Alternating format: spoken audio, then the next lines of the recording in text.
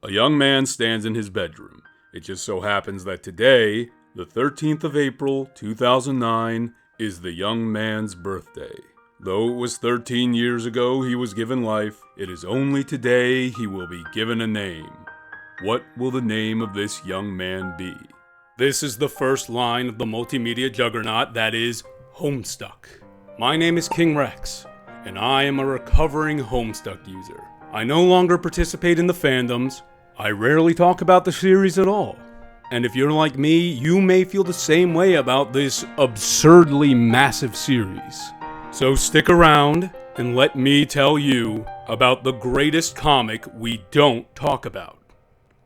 Homestuck.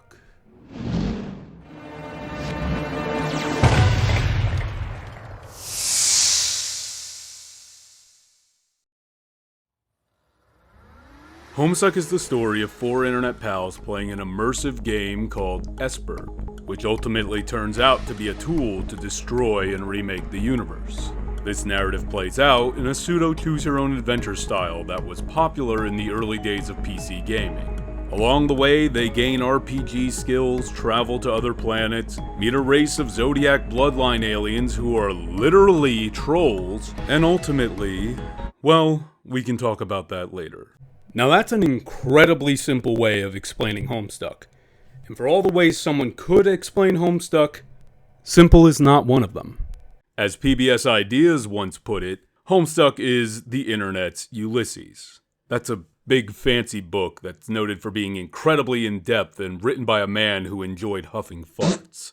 My favorite comparison would be to the manga One Piece. A long-running, expansive world that builds upon its lore and setting through self-reference and a fictional history that spans centuries, even millennia. Planetary geology, fictional romantic social conceptions, in-world gaming magazines, the insane clown posse.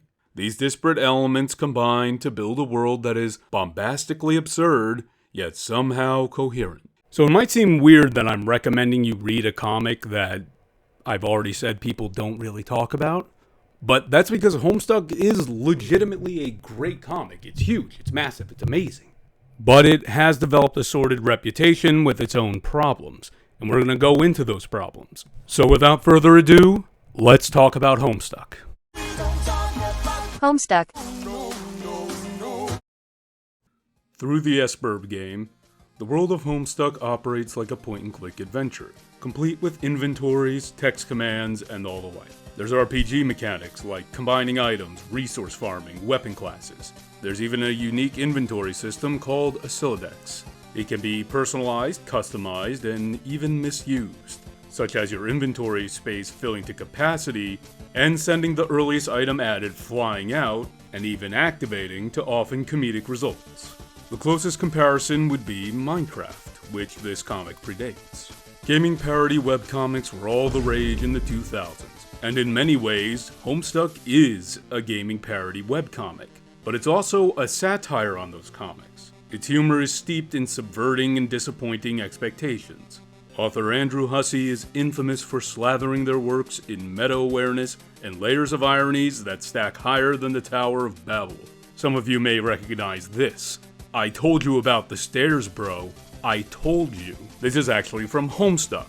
It's from a comic within the comic called Sweet Bro and Hella Jeff. Sweet Bro and Hella Jeff was a parody on the numerous, stale sitcom webcomics that littered the internet in the early 2000s. And even if you decide to not read Homestuck, I would recommend just reading Sweet Bro and Hella Jeff. It is a surreal, terrible masterpiece. And all that is cool, but really, Homestuck is about its surprisingly nuanced characters and their relationships. That young man on his 13th birthday I mentioned is Zeusmel Poop Lord. John Egbert. He's a teen who loves bad movies, especially those starring Nicolas Cage. Which is ironic, because we all know that Nicolas Cage has never made a bad movie ever. The man can do no wrong. He's precious. John is an amateur magician, a fruit gushers enjoyer, and has a crippling fear of clowns and harlequins. His online friends communicate through a messaging app called Pesterchum, where each person's personality is present in the text alone. There's Dave Strider, the too-cool-for-school irony lord with a love of rap and crippling fear of puppets. But behind the facade of his dark, kick-ass shades are feelings of inadequacies, living in the shadow of his crazy ninja older brother who whoops his ass on a daily basis. He's the one who actually authors Sweet Bro and Hella Jeff. Rose Lalonde is a sly goth who's more of a mess than she lets on.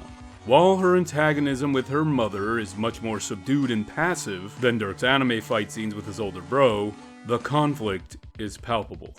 And there's Jade Harley, a botany and gun-loving girl with a dog who might be the universal guardian of the universe? Don't worry about that, it's a lot. Each of their rooms are caked with merchandise and paraphernalia that may seem like one-off jokes or casual quirks and oddities, but you'd be wrong. Everything is important in Homestuck. Everything. The impressive thing about Homestuck's characters is that all of these things build their personalities, their decisions, what they talk about, what motivates them. Not unlike real people. The playful messages through their chat program Pester Chum are that combination of youthful innocence and pubescent cringe that is all too familiar for a millennial such as myself. As the story progresses, these characters and their relationships become more complex alongside a diverse cast that expands forward and backward in time. This all kicks into overdrive with the introduction of the trolls who I'm not going to get too in-depth with because that's not really what this video is about. But trolls are a fictional race of gray, hive-minded aliens who are blood-divided into a zodiac-based caste system with an expanded quadrant-based understanding of romance, who survey and troll our human caste until they become involved in this multiversal game to recreate a universe unafflicted by temporal cancer which they created. And that barely even scratches the surface of understanding Homestuck. Knowing the things that happen in the story does not live up to actually experiencing them through animations, music videos, side comics, and any other kind of multimedia chicanery Hussey decided to toss in. So, what was the reaction to this strange little webcomic?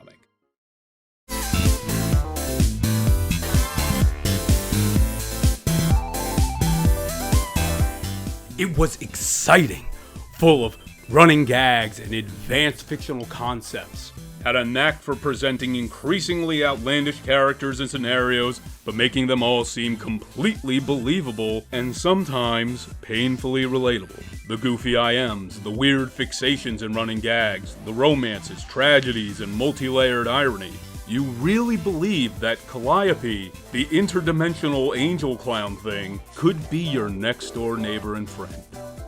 People loved Homestuck in the best and worst of ways. The fandom was highly productive, bursting with creativity. Fanfictions, operas, I'm having a baby and the baby is you, you're gonna come out my hoo-hoo. IRL promstucks, yes, they all go to prom. A real, working version of the Pester Chum app was created. And the smut. Hoo-wee, was there a lot of that. When one of the webcomics' pivotal flash animations was released on Newgrounds, the entire site crashed due to the strain of how many viewers were pouring into the server. Homestuck was everywhere, unavoidable, and once the fandom sunk their teeth into something even tangentially related to Homestuck, they bit down with the sheer force of a jaguar.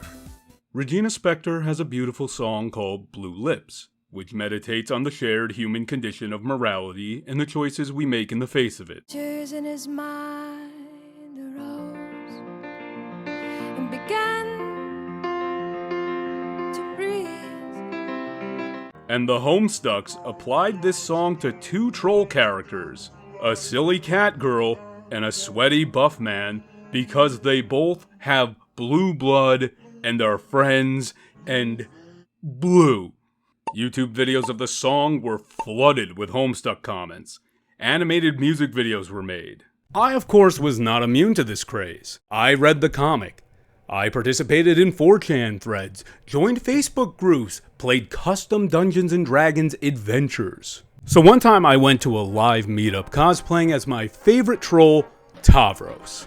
Now, I had always thought that a lot of the horns people used looked a little flimsy, so in my infinite wisdom, I decided to make these horns out of ceramic clay. I then took these hunks of hardened clay and plastic wire and attached them to a flimsy little headband that had no back covering or any way to actually stay attached. And then while doing a photo shoot, they fell off and broke because of course they were going to. What else was going to happen? I got my sucked because of Homestuck. Twice. I'm really serious when I say that Homestuck may be one of the best comics of all time. However, nowadays you don't see that kind of feverish fan base. Not on con floors, not online. Yes, the series ended several years ago and trends fade. Yes, there is still an active Homestuck fan base, but it's nowhere near the levels that it used to be. And as someone who was in the fan base, I felt the whole thing was on a downturn years before the Homestuck story even ended. So, what happened? There's a few things. Homestuck has a long, deep history for something that was only fully active for maybe 5 years. As comes with many feverish, impassioned fan bases, comes plenty of scandal, drama, and cringe. At cons, it's common to see multiple cosplays from a current popular series. I remember when Attack on Titan Survey Corps members littered cons in the dozens and hundreds. But nothing matched the sheer volume and intensity of the troll cosplayers. Troll sonas were popular because the fictional race was practically made for custom OCs with their color-based caste systems, animal themings, zodiac alignments, romance quadrants, etc., etc. Variants of variants of variants would appear, and many did not take kindly to the floods of Homestuck cosplays. Tweens, teens, and overgrown nerds, flooded con floors donning candy corn horns, honking actual horns, screaming mean chants, all slathered in gray paint that got everywhere. Some cons and hotels had to ban gray paint entirely. A person tried to dye themselves gray for a troll sona, so they filled up a bathtub with hot water, dumped tons of gray markers into them to bathe in, and nearly died. Cosplayers of the canonically blind troll Terezi had a habit of licking things for photo shoots. Buckets were a running joke in the community because the troll race would basically milk their baby juices into buckets. There was a meetup at a restaurant where multiple Homestucks passed around a bucket to spit in like some public pseudo-orgy. Yuck. So with all this, Homestuck and its fandom developed a not-so-great reputation. And over time, the comic itself would have problems. Starting out as a tongue-in-cheek adventure game parody, and growing into a drama of cosmic proportions, meant there would inevitably be some people who dropped off, adverse to the changes. The earliest Homestuck fans tended to be 20-somethings who had followed Hussey's previous comics, like Jailbreak and Problem Sleuth. These were choose-your-own-adventure comics that were mainly driven by community input, and took itself nowhere near as seriously as Homestuck would. Both of those I recommend, they're a ton of fun. But over time, younger crowds came into the series, especially attracted to its potential for OC creation and ironic humor. Which was the style at the time. And while the multimedia growth of the comic brought us fantastic animations, music videos, and games, this added complexity also meant that a series that once would update just about every day would experience more and more downtime. These downtimes would eventually form into full-blown hiatuses, the likes of which are only rivaled by Berserk and Hunter x Hunter. These droughts of content became notorious in the latter half of the series, culminating on the legendary Gigapause. I lived through that, I survived, and it did not make me stronger. One of the series' greatest debacles happened during this period. It was finally happening. An actual Homestuck game was coming. Hiveswap. A game that would bring the Homestuck universe into a playable state. The Kickstarter was launched in 2012 with a 700k goal, and dramatically exceeded that with over 25k pledges, coming out to 2,400,000 $485,506.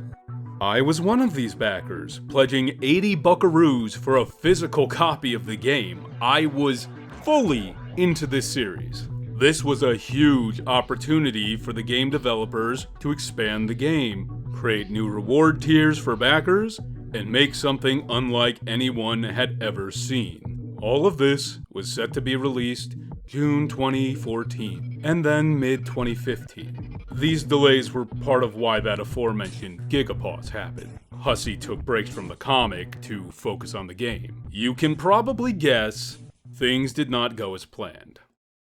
According to the original plans, the game would be designed by Hussie's company, What Pumpkin, and developed by third-party development studio The Odd Gentleman, with a launch planned for 2014. But delays happened, and more delays happened, and allegedly, Odd Gentleman stole the money they were paid for Hiveswap to work on their own game, King's Quest. Legal woes ensued, and soon development moved to What Pumpkin in New York City.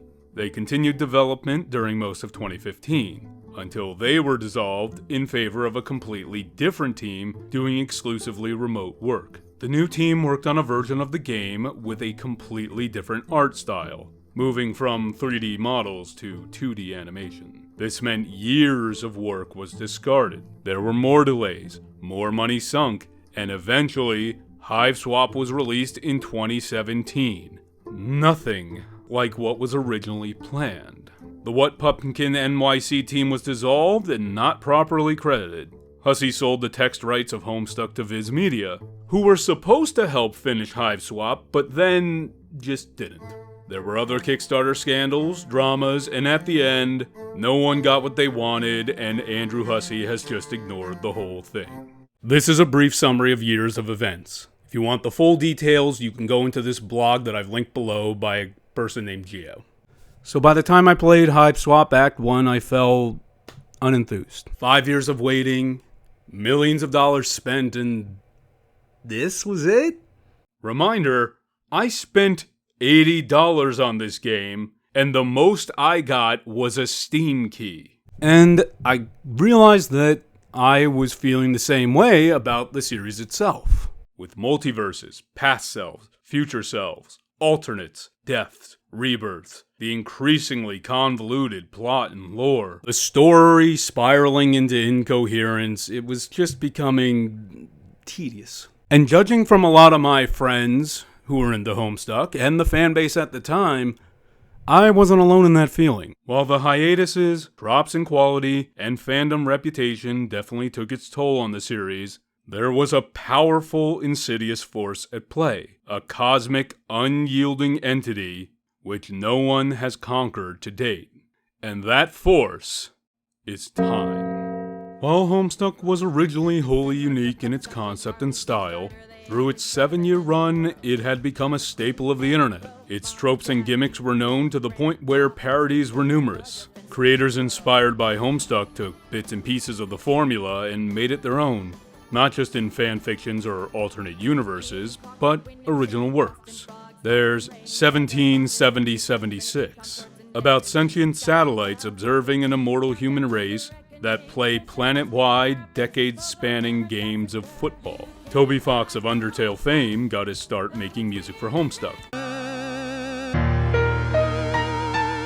Its DNA is apparent in Undertale with its blend of goofy humor and dark themes. His current Deltarune is keeping up with this style. He went on to make several tracks for Pokemon Scarlet and Violet, which is an impressive domino effect for a webcomic. Hussie hasn't just focused on Hiveswap. In 2021, they released an episodic visual novel called Psycholonials. It's the story of a depressed minor social media influencer who rebrands herself into an anarchist clown, eventually leading a clown revolutionary army in America at the behest of a psychic alien clown god. Yes, that's real. It's a great story about how the best of revolutionary intentions can go awry. How once revolutionaries can themselves become the oppressors and the colonizers.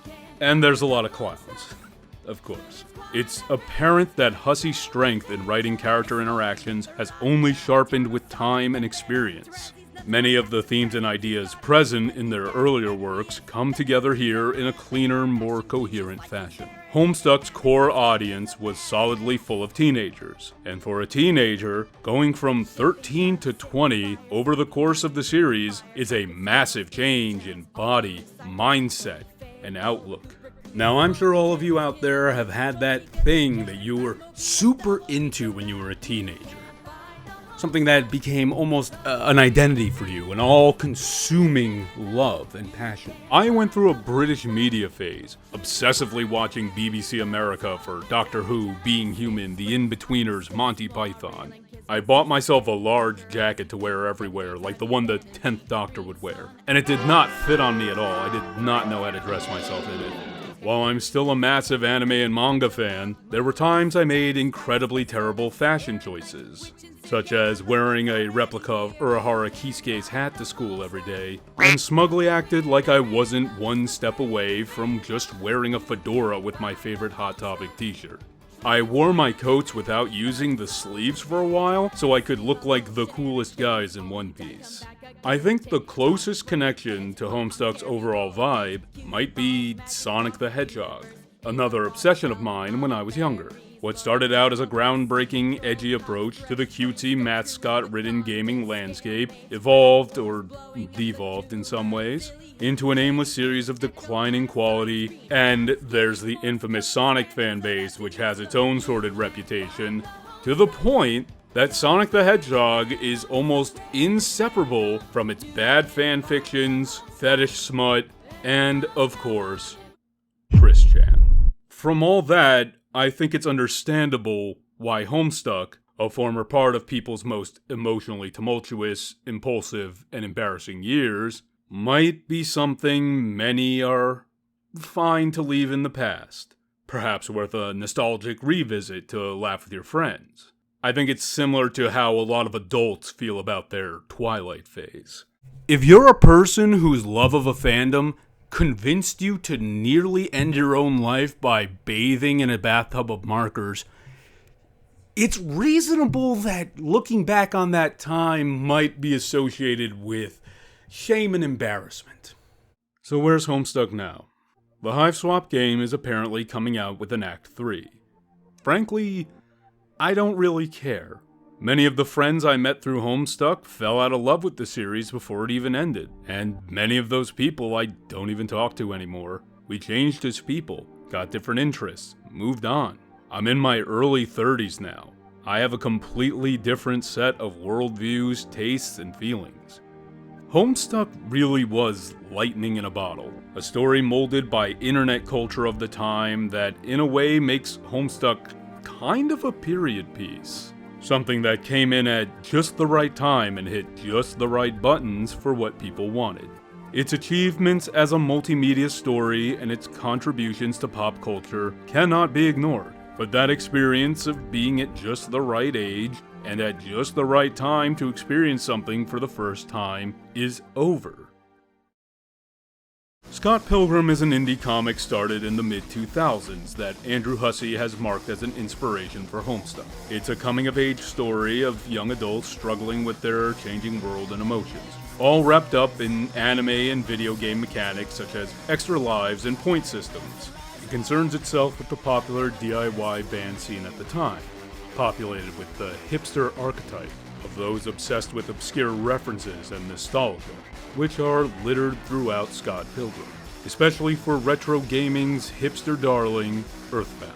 Scott Pilgrim ended in 2010, which makes the series 20 years old from inception and 16 at the time of its ending. And in popular culture, that's a huge span of time. To add some temporal perspective, if you were born in the early 90s like I was, reading Scott Pilgrim today would be like watching Star Wars: A New Hope as a child, Animal House, or Superman the movie. Sure, none of these movies are bad, in fact they're quite good. But in the 90s, I saw movies like these as old movies, full of cliches, stiff acting, outdated humor. The reason for this is that these films were so popular that dozens and hundreds of media afterward would copy their style over and over again until it became predictable trope. From there, things needed to move on and evolve, and new styles had to come in to become the current fad. I reread some of Scott Pilgrim recently and rewatched the Edgar Wright movie, and it kind of felt like that. The indie DIY scene has changed. Making a ton of gaming references brings horrible flashbacks of grueling gamer comics that used to be popular. And of course, there's the plot point of 23-year-old Scott Pilgrim dating the 17-year-old high schooler Knives Co. And everyone treats it as kinda weird, but not taboo, or the red flag of grooming that it should be seen as today, and what we should have seen back then, you know? Scott Pilgrim is very much a product of its time, unabashedly so, and Homestuck now feels the same.